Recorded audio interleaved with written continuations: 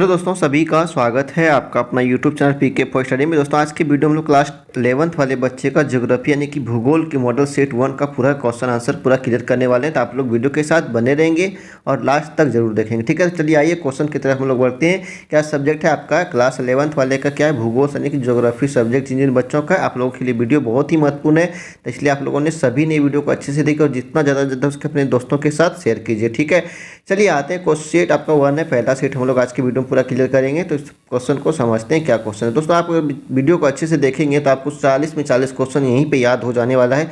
तो आप लोगों ने अच्छे से ध्यान से वीडियो को देखिए, 10 मिनट में आपको 40 क्वेश्चन पूरा कंप्लीट कराने वाला हूं। तो चलिए आइए क्वेश्चन पे क्या क्वेश्चन है इसको समझते हैं, ठीक है। पहला जो क्वेश्चन आपका देखिए यहाँ पे दिया है कि भूगोल के जनक या पिता किसे कहा जाता है, कि भूगोल के पिता या फिर जनक किसको कहा जाता है, ठीक है। तो यहाँ पे इसका जो आंसर हो जाएगा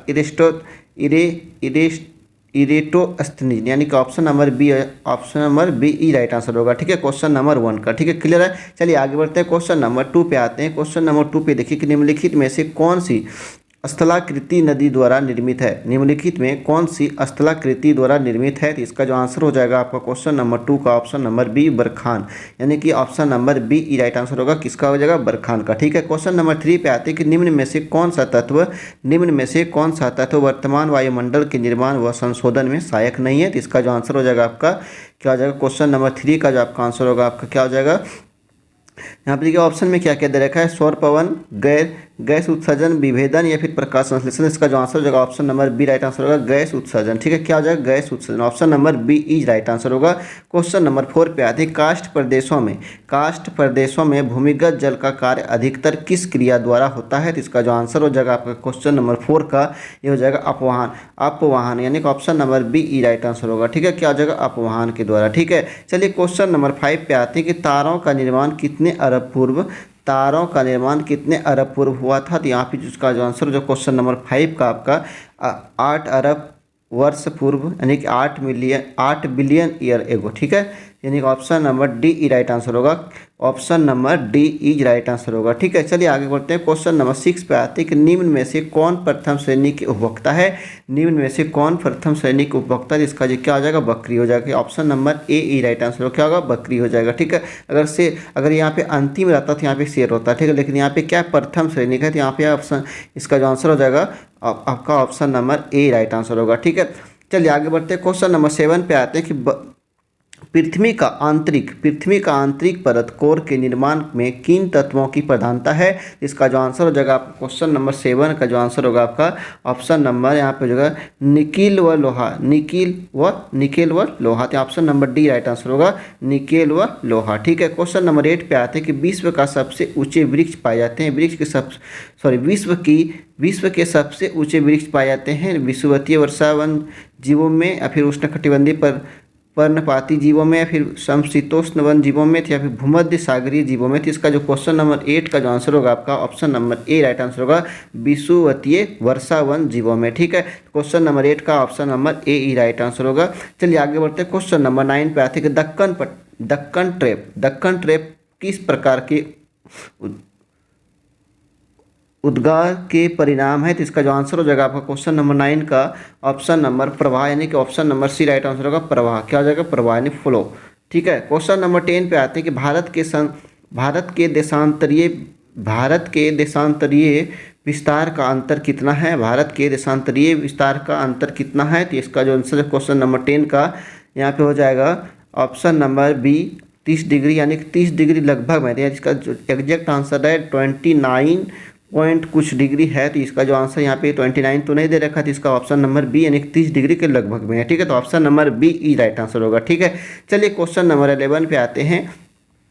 क्वेश्चन नंबर 11 देखिए कि प्लेट विवर्तनिकी सिद्धांत का प्रतिपादन किसने किया? तो इसका जो आंसर होगा क्वेश्चन नंबर 11 का जगह मैकेंजी ने, ठीक है। तो option number B right answer होगा, मैकेंजी ने, ठीक है। क्वेश्चन नंबर 12 पे आते हैं कि भारत की मुख्य भूमि की उत्तर से दक्षिण अधिकतम लंबाई है। भारत के मुख्य भूमि के उत्तर से दक्षिण की अधिकतम लंबाई कितना है? तो इसका जो आंसर हो क्वेश्चन नंबर 12 का जो होगा 3214 किलोमीटर, यानी कि option number A right answer होगा, ठीक है।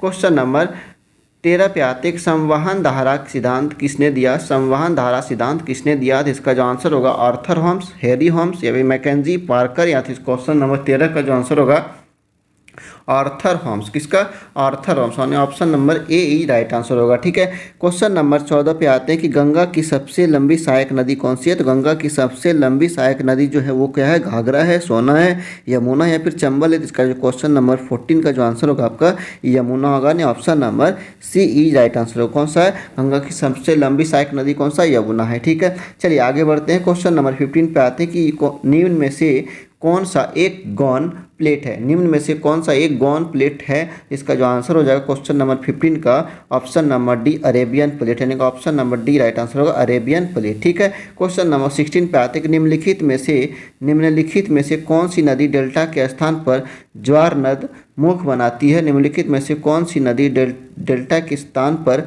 ज्वार मुख बनाती है। तो इसका जो आंसर होगा क्वेश्चन नंबर 16 का आपका हो जाएगा आंसर नर्मदा, यानी ऑप्शन नंबर ए ही राइट आंसर होगा। ठीक है, तो दोस्तों अगर वीडियो अगर अच्छा लग रहा है आपको तो लाइक एंड शेयर जरूर करें, और जिन बच्चों ने अभी इस चैनल को सब्सक्राइब नहीं किया तो आप इसको सब्सक्राइब कर लें। जितना ज़्यादा उसको अपने दोस्तों के साथ शेयर करें ताकि सभी बच्चों का ऑब्जेक्टिव टाइप जितने भी मोस्ट इंपॉर्टेंट क्वेश्चन है सभी का क्लियर हो जाए और अपने एग्जाम को पूरे तरह से अच्छे तरीके से फोड़ के आए। ठीक है, क्वेश्चन नंबर 17 को समझते हैं कि निम्न में से कठोरतम पदार्थ कौन सा है। निम्न में से कठोरतम पदार्थ कौन सा, हम लोगों ने सभी ने जानते हैं कौन सा है, साइंस में पढ़े थे हम लोग, कौन सा है, उसमें धातु होता है। ठीक है ना, कौन सा धातु होता है, तो क्या होता है, हीरा होता है। यहाँ पे पदार्थ के बारे में बताया, क्लस्टाइट या फिर फेल्डस्पर या फिर कोरंडम या फिर क्वार्ट्ज। तो इसका जो आंसर हो जाएगा आपका क्वेश्चन नंबर 17 का कैल्साइट। ठीक है, कैल्साइट, यानी option number A right answer होगा। ठीक है, क्वेश्चन नंबर 18 पे आते हैं कि निम्नलिखित में से कौन सा भारत का सबसे दक्षिणी स्थान है। देखिए,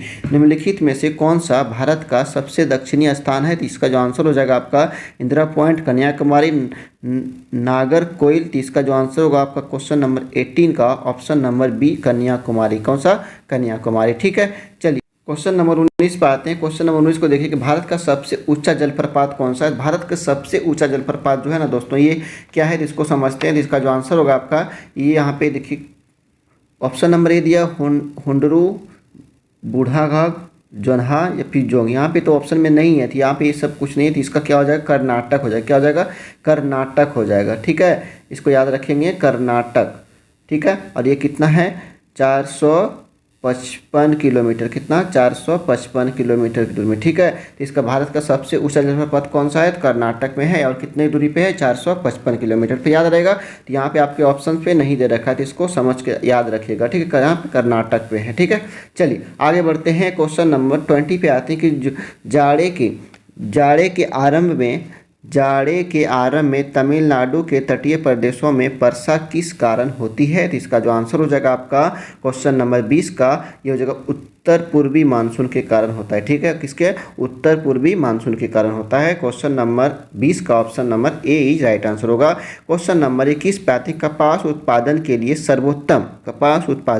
सर्वोत्तम कौन सी मिट्टी है। तो इसका जो आंसर हो जाएगा आपका 21 नंबर क्वेश्चन का काली मिट्टी, यानी ब्लैक। ठीक है, काली। ठीक है, क्वेश्चन ऑप्शन नंबर सी ई राइट आंसर होगा। चलिए आगे बढ़ते हैं। सिंधु नदी के क्वेश्चन नंबर 22 को समझिएगा कि सिंधु नदी किस सागर में गिरती है। सिंधु नदी जो है वो किस सागर में गिरती है, बंगाल की खाड़ी, अरब की सागर, या इनमें से दोनों, इनमें से कोई नहीं। इसका जो आंसर होगा 22 नंबर का आपका ये हो जाएगा अरब सागर में। तो option number B is right answer होगा, कहाँ पे, अरेबियन सी में। ठीक है, चलिए क्वेश्चन नंबर 23 पे आते हैं कि चंदन वन किस तरह के वन के उदाहरण है। चंदन वन जो है, जहाँ पे चंदन की लकड़ी होती है, वो जो वन है वो किस तरह के वन के उदाहरण है। तो इसको समझिए, पर्णपाती वन, सदाबहार वन, डेल्टाई वन या फिर कांटेदार वन। तो इसका जो आंसर हो जाएगा आपका 23 नंबर क्वेश्चन का जो आंसर पर्णपाती वन, यानी ऑप्शन नंबर ए ई राइट आंसर होगा। क्या होगा, पर्णपाती वन। ठीक है, चलिए क्वेश्चन नंबर 24 पे आते हैं। क्वेश्चन नंबर 24 में समझते हैं कि उत्तर भारत के मैदान में चलने वाली शुष्क एवं गर्म पवन कहलाती है। क्या कहलाती है, चिनकू, मिस्टल या फिर लू या फिर फोन। यहाँ पे इसका 24 नंबर जो क्वेश्चन इसका हो जाएगा ऑप्शन नंबर सी, लू। क्या कहा, उत्तर भारत के मैदान में चलने वाली शुष्क एवं गर्म पवन हवा क्या कहलाती है, लू कहलाती है। ठीक है, आप लोगों ने लू के बारे में जानते हैं ना, आजकल गर्मी हो रही है, और देखिएगा कभी लोग क्या कहेंगे, सभी के घर से बच्चे को, हम लोगों को क्या कहेंगे कि आप लोग अभी धूप में बाहर मत जाइए, वहाँ तो लू मार दे। क्यों, क्योंकि ये क्योंकि तेज़ हवा, जो तेज़ गर्मी के कारण जो उसमें जो हवा होती है ना, वो क्या होता है, एक विषैले तरह का होता है जिसमें कि आदमी को लू लग जाता है और जिससे कि बीमार पड़ जाता है। ठीक है, चलिए क्वेश्चन नंबर 25 पे आते हैं कि इनमें से किस राज्य में कर्क रेखा गुजरती है। इनमें से किस राज्य से कर्क रेखा गुजरती है, तो इसका आंसर सभी लोगों ने जानते होंगे। देखिए यहाँ पे उत्तर प्रदेश नहीं होगा, उड़ीसा नहीं होगा, बिहार नहीं होगा, तो यहाँ पे क्या होगा, झारखंड। झारखंड में कहाँ पे, रांची से। कहाँ पे, रांची से होके गुजरता है। ठीक है, याद रहेगा, इसका option number A is right answer होगा। क्या होगा, option number A is right answer होगा, झारखंड। ठीक है, क्वेश्चन नंबर 25 का ए नंबर आंसर सही हो जाएगा। क्वेश्चन नंबर 26 पे आते हैं, किस अक्षांश पर से 21 जून की दोपहर सूर्य की धीमी किरणें पड़ती है। तो इसका जो आंसर हो जाएगा आपका 26 नंबर का, ये हो जाएगा 23 डिग्री 30 मिनट उत्तरी अक्षांश पर, यानी option number B is right answer होगा। ठीक है, चलिए आगे बढ़ते हैं। क्वेश्चन नंबर 27 पे आते हैं कि वायुमंडल में कौन सी परत का संबंध मौसमी परिवर्तन से संबंधित है। कौन सा परिवर्तन, क्वेश्चन नंबर 27 देखिए कि वायुमंडल में कौन सी परत का संबंध मौसमी परिवर्तन से संबंधित है। इसका जो आंसर हो जाएगा 27 नंबर क्वेश्चन का आपका हो जाएगा क्षोभ मंडल, option number A is right answer होगा। ठीक है, इसका क्या आंसर हो जाएगा, क्षोभ मंडल, option number A right answer होगा। ठीक, क्वेश्चन नंबर 28 पे आते हैं, वायुमंडल में नाइट्रोजन गैस का प्रतिशत कितना होता है। तो इसका समझिए क्वेश्चन, वायुमंडल में नाइट्रोजन गैस का प्रतिशत कितना होता है। तो इसका जो आंसर हो जाएगा 28 नंबर क्वेश्चन का आपका ऑप्शन नंबर बी 78.8%। ठीक है, 78.8%, यानी option number B is right answer होगा। ठीक है, क्वेश्चन नंबर 29 पे आते हैं कि क्वेश्चन नंबर 29 में देखिए कि इनमें से कौन ग्रीन हाउस गैस नहीं है। तो इसको समझते हैं कौन सा नहीं है, इनमें से कौन से ग्रीन हाउस गैस नहीं है। तो इसका जो आंसर हो जाएगा क्वेश्चन नंबर 29 का आपका हो जाएगा ये ऑक्सीजन। ये ऑक्सीजन जो ये ग्रीन हाउस गैस नहीं है। ठीक है, तो option number D is right answer होगा।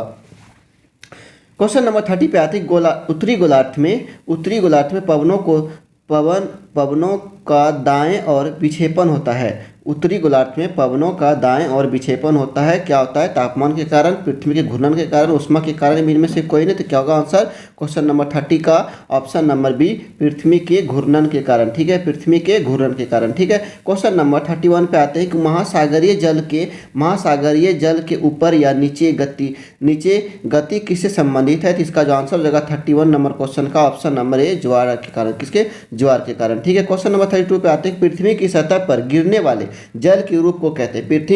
पृथ्वी की सतह पर गिरने वाले जल के रूप को क्या कहते हैं, वर्षण, वाष्पीकरण, वायुमंडल या फिर जलवायु। तो इसका जो आंसर हो जाएगा 32 नंबर उसका वर्षण। क्या होगा, वर्षण, यानी option number A is right answer होगा। चलिए क्वेश्चन नंबर 33 पे आते हैं कि महासागरों की औसत लवणता है। महासागरों की जो लवणता है वो उसका औसत बताना है, एवरेज बताना है। ठीक है, एवरेज सैलिनिटी। ठीक है, तो इसका जो आंसर होगा 33 का आपका जो आंसर होगा हो जाएगा 35%। कितना, 35%, यानी option number C is right answer हो गया। 34 पे आते हैं, 34 नंबर क्वेश्चन को देखिएगा। 34 नंबर क्वेश्चन देखिए कि यहाँ पे निम्नलिखित में कौन सी एक स्थान के तापमान को प्रभावित कर सकता है। इसका जो आंसर हो जाएगा 34 नंबर क्वेश्चन का हो जाएगा अक्षांश, यानी कि option number A is right answer होगा। ठीक है, चलिए क्वेश्चन नंबर 35 पे आते हैं, निम्नलिखित में से किस मिट्टी की श्रेणी में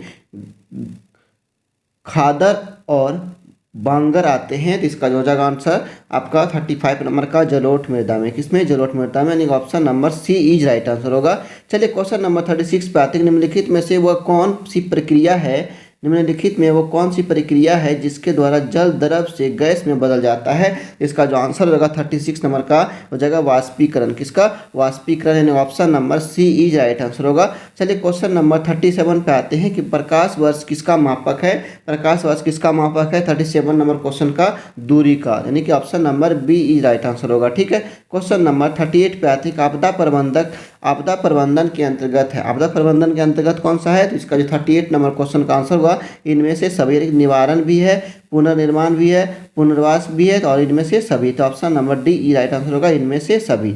ठीक है, चलिए क्वेश्चन नंबर 39 पे आते हैं कि विश्व का सबसे गहरा महासागर कौन सा है। विश्व का सबसे गहरा महासागर कौन सा है, हिंद महासागर, अटलांटिक महासागर या फिर आर्कटिक महासागर या प्रशांत महासागर। तो इसका जो आंसर हो जाएगा आपका 39 का आपका हो जाएगा प्रशांत महासागर, यानी option number D is right answer होगा। ठीक है, लास्ट क्वेश्चन है कि सूर्य ताप की सबसे ज़्यादा सूर्यताप की सबसे ज़्यादा मात्रा प्राप्त होती है कहाँ पे?